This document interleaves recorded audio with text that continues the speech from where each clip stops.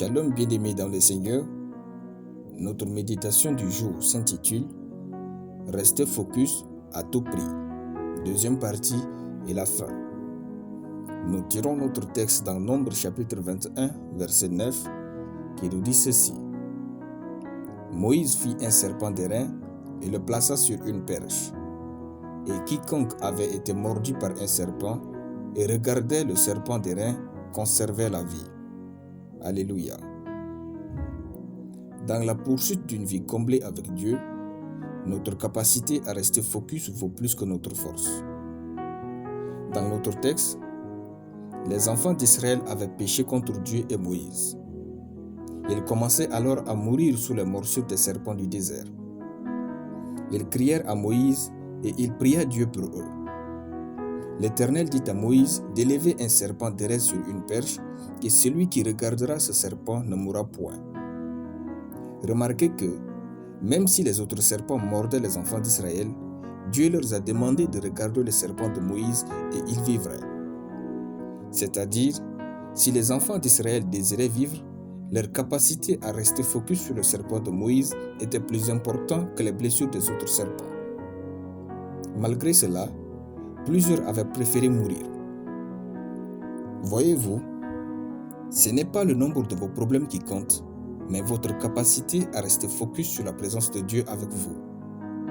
Peu importe la grandeur et le nombre de vos problèmes, c'est votre capacité à rester focus sur Dieu qui produira le miracle et changera votre situation. Pour continuer à rester focus, nous disons en 3 qu'il faut apprendre à ne visualiser que son but de vie. Dans notre texte, que désirait le peuple de Dieu? Bien sûr vivre.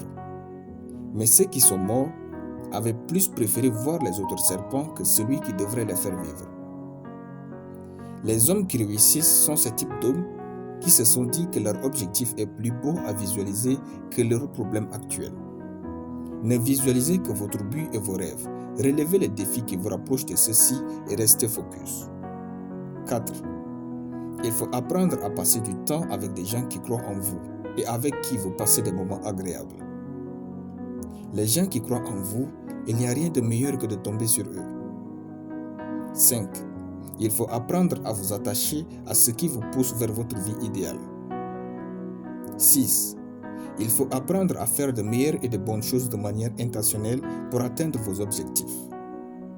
7. Il faut être à fond dans tout ce que vous faites. Enfin, il faut toujours s'assurer que vous avez un bon cœur devant Dieu. Nous avons juste énuméré ces points faute de temps. Prenez le temps de les méditer et de les faire asseoir en vous.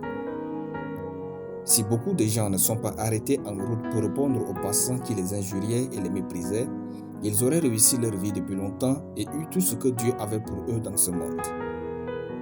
Restez focalisés sur Dieu et votre vie.